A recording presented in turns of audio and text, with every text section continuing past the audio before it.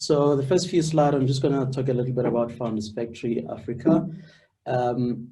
We are a business that basically operate in four states at the moment. So in South Africa, in Johannesburg, London, New York, and Paris. And for today, it's going to be myself, Bongani Sithole, and Juan, who is head of product, who's currently in London, and I'm in Johannesburg, South Africa. I just want to quickly take you through what Founders Factory does as a business. So we are a venture-built business. We are funded by corporates. So our model is essentially a link between startups and the corporates. What we seek to do is basically enable innovation for corporates through the agility that startups has. And we kind of like sit in the middle to build businesses, enable startups to grow and scale, and utilizing the resources that the corporates has in order for us to provide what we call unfair advantage towards the startups. And as I said, we operate predominantly in four areas. We are growing, thinking about opening up in China sometime, and also India, but the current operational companies or branches, it's in Africa, South Africa, and also New York, Paris, and London. So we predominantly in Africa. So Founders Factory Africa operates within the 54 countries within Africa, with our HQ within South Africa, as I said. So globally, as I mentioned, we've got 4 offices, and to date we've got about 130 businesses in our portfolio across all the 4 branches, and about 40 businesses that we are building from scratch, and also 100 on plus 100 staffs that we have across different branches, which are providing support to businesses across different offices. And as I said on the last block, we are backed by the biggest corporates across Africa, New York, Paris, and London. In Africa, we are backed by Standard Bank, which is by far a biggest bank with regards to assets. And we are building businesses within the fintech space through Standard Bank. And we also have Netcare, which is one of the biggest healthcare business. We are building healthcare startups through that.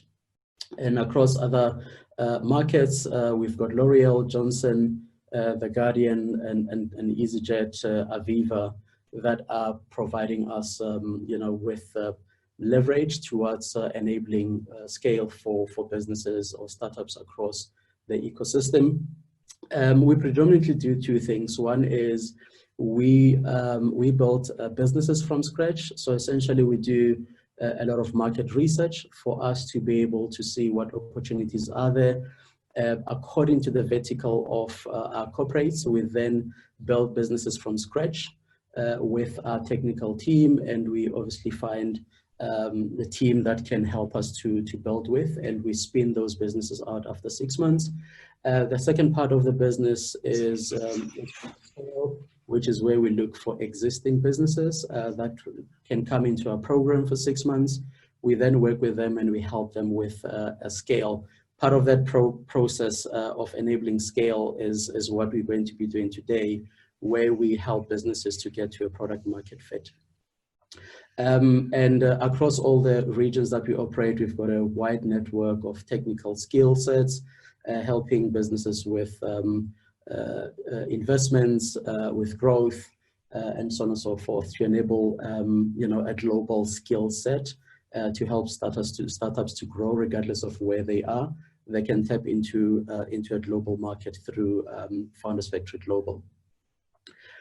And to date, we've raised about 130 million from different partners, as we've said, and the amount that we've raised essentially is to help startups to grow. So Founders Factory will then sit in the middle to assist startups to basically grow their business and position them for scale.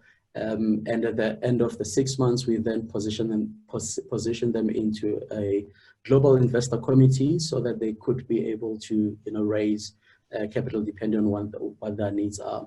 And our focus is really on early stage startups, and hence the reason why we're part of this program. And we've also done about 270 million direct investments to our startups through our corporates, as you've mentioned. And then lastly, or close to a few slides before we get into the program, what we do is we don't just support, we don't just provide support or mentorship. We basically co-build with startups. We make sure that we come into the business, we embed ourselves into a startup, and we want to understand where the startup is and how we can help them to co-build. And with the leverage that we have from our corporates, the corporates will then be coming in to provide quite a lot of assets and support towards that business in any other form. It could be that you are an AI business, you need quite a lot of data to test your model. The corporate will be able to provide that. If you think about like a financial sector, would be able to, a corporate will be able to help you with access to data and validate those hypotheses that a startup might have. So we kind of like sit in the middle, co-build with a startup, utilizing the stuff that we can leverage or assets that we have from a corporate. And over the last few years, we've done over 200 pilots with our startups and partners, and over 30% of those have led into enterprise contract. What it means is that if you're getting support from a corporate, we co-build with you and we position that business for enterprise contracts, and any other business outside the portfolio of our corporates, they then have a leverage, or they then have a possibility to be able to buy into the pilots that we will be building. So it's not only limited to our corporates per se. We obviously have done 5 direct investments into the startups that we have built ourselves. And then just a little bit about us specifically as Founders Factory Africa. We operate in Pan-African, so essentially all the major markets across Africa. And the man on the picture is Rue Rogers, who's our CEO and running the local division in Johannesburg. And we've raised over 20 million pounds through Standard Bank and Netcare. And currently we are building businesses for Fintech and also health tech. And we want to grow that portfolio to about 4 corporates over the next year or 2. And we just have a simple ambition of building 140 startups over the next 5 years. And those will be separated between building concepts.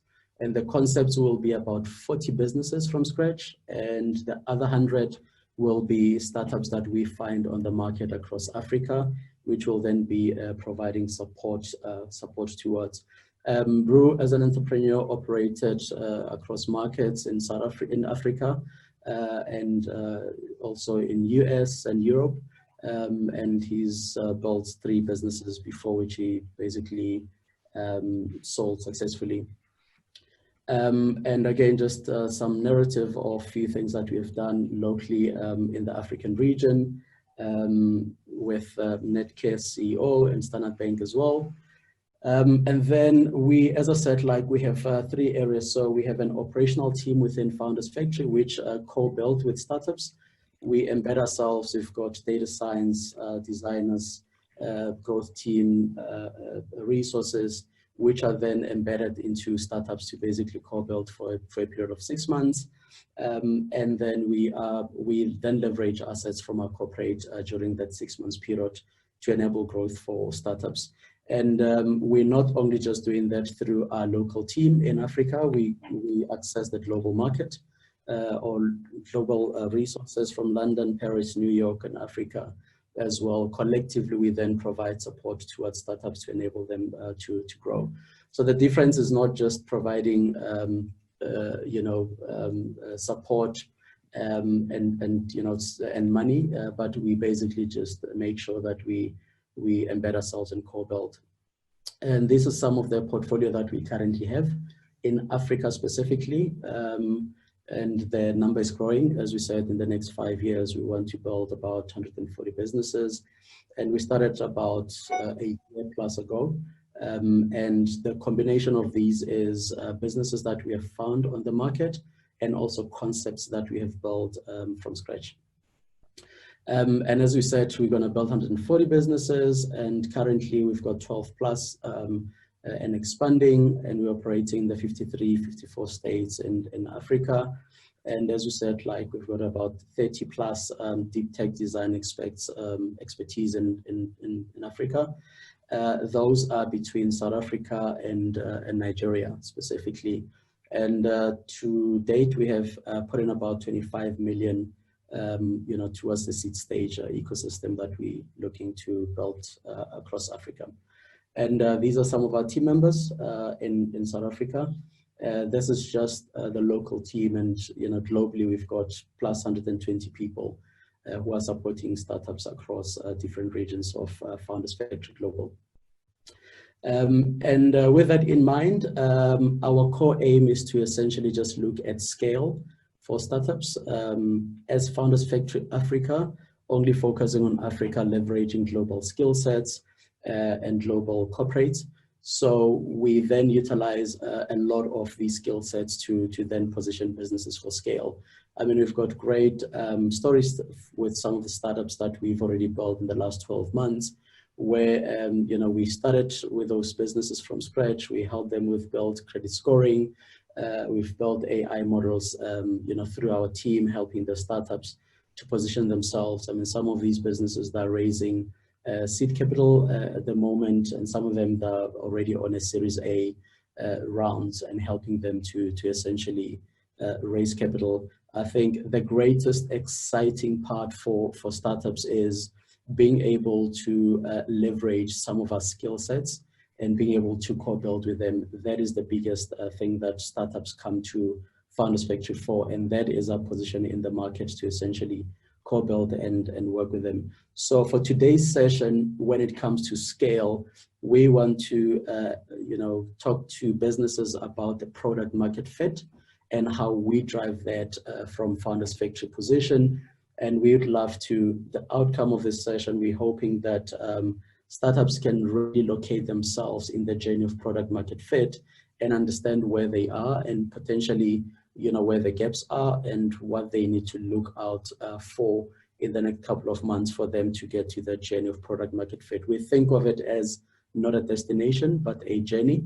So as long as they know where they are, it will then help them to build a path. So with that in mind, I would love to leave the questions about our operation, Founders Factory, for later, and maybe just jump into the product market fit session, which my colleague Juan would start and basically do the presentation for the rest of the startups. And we're going to have a breakaway session where we can do an exercise for product market fit. With that in mind, thank you very much for the introductory time allocated. And Juan, you can take over from here so you can present from your side. Sure thing. Thanks, Bongs. I'm going to start by thanking the people organizing the Africa FinTech Summit. It's great that we're doing it virtual. So we are adapting to this new reality that we are all facing with COVID-19. And also, I'm going to give thanks to all the startups. You did really well. It's great to see that 1 minute pitch. It's hard to deliver, but I think you guys did pretty well on that. So I'm going to start by talking a little bit about the naming convention that we have. Like, we talk about scaling business and we think of it of product market fit. So I'm going to start by providing the definition we have for scale. So, and this sounds great if you have it. So you have a market opportunity, you completely align your product, your economics, your operations, and you're ready to deliver mass scale. Who doesn't want that? That's amazing. But then this is different to what we mean with growth. So if we start with your offering being a slice of a pie, when we talk about growth, it's actually giving more of the existing pie. But when we talk about scale, it's actually making the pie larger. So that's what we mean with scale. So and there's two ways we can scale. We can either scale with offering the same product offering with a bigger cohort of user base. We can increase the segments or the territories or new customer groups that we are targeting.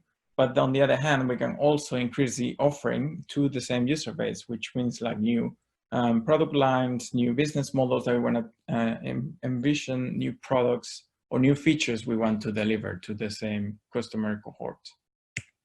And then what we mean with product market fit is when we have a real problem, a real solution, actually, this is wrong on the slide, a real solution to real problems with paying customers, and we have unit economics that are supporting a balanced business. So in other words, we think that scale and product market fit is the same thing. We believe, as Bongani said, that it's more like a journey and not a destination. So we identify like 3 components to product market fit, which is problem solution fit. We have a solution addressing a real problem that we identified. We have product user fit, which means people are using the product. And product pricing fit, which is the most challenging one, product that users are willing to pay for. And this is the one hard to knuckle, I think.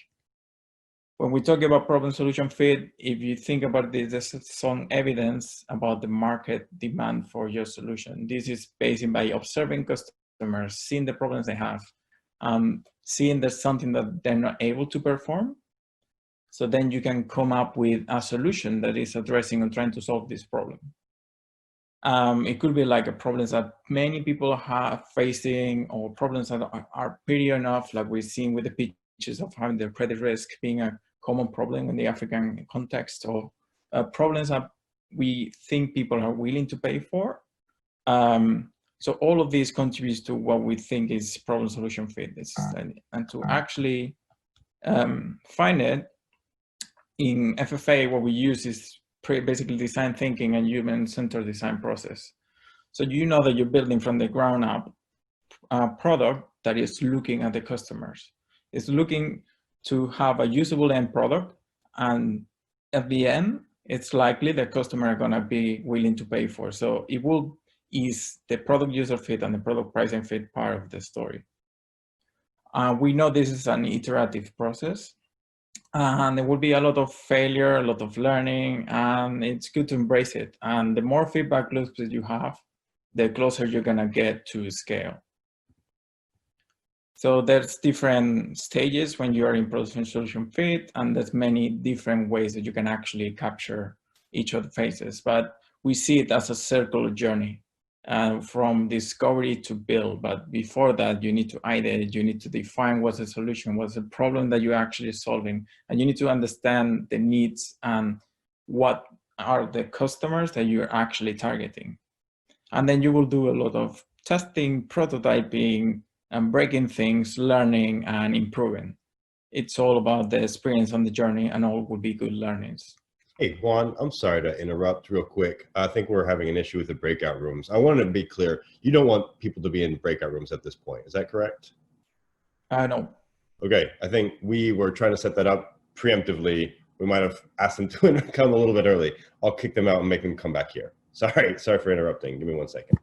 Okay, what we can do is have a 2-minute break once I finish with this, and then we can set up, because it will be easier perhaps. Great.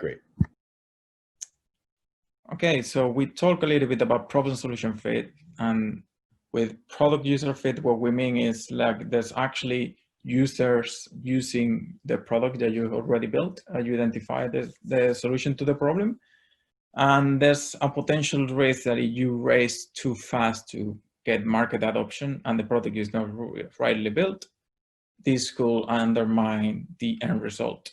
So it will be harder to get happy users, happy customers, and retain them and deliver more promise to them. So you can do this by many different things, but probably it's more about looking closely what you launch into the market to be able to track it, define metrics that gets aligned to what the solution is for and what the problem we're facing. And these feedback loops that with this mention, it's about making sure that customer feedback gets part of the product development loop. So you can get into asking Net Promoter Score to see how people are measuring the willingness to recommend the product, how active they are using your product, how engaged they are in the depth of your product, how much retention rate you can capture, and also taking a close look at the churn rate, is because it can give you signals about or indications about how you can improve the product. And when it talks to product pricing fit, we align these two pricing power, which is if you see a product in the market, you're willing to pay the price that is labeled, which means like it's not about being the cheapest on the market, but it's the one that aligns correctly with what it's offering and what I'm getting from it. It's aligned with the value and the price. And obviously this is one that comes with, depending on the business model. So depending if you're a SaaS platform or you're a marketplace or you just own retail e-commerce or you are subscription based, it will be different. You need to dig deep into the business model that you operate to see what's the competitor landscape, what's the pricing there, price setting depending on the users that are using it, what's the strategy behind the different cohorts that you're going to target, are the right buckets that you identify for the different groups, and also modeling how the price is going to affect the unit economics of your business. I'm going to open these two questions.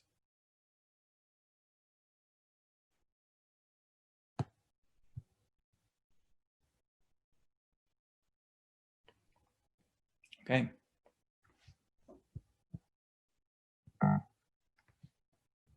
Juan? Yeah. Hi, this is Ashley from the Fintech Summit. I just had a quick question, given that you have so much expertise on the continent. Have you noticed any noticeable differences in ways or best practices for tracking some of the variables that you indicated that helped identify product market fit in the various countries across Africa? So you are referring, in fact, to, for instance, any of this, right? Yeah, yeah. So I guess it comes from a combination of looking closely at the customer base and the technology, more specifically, the ability to be able to determine the right set of metrics is what actually make the difference. Okay. Yeah.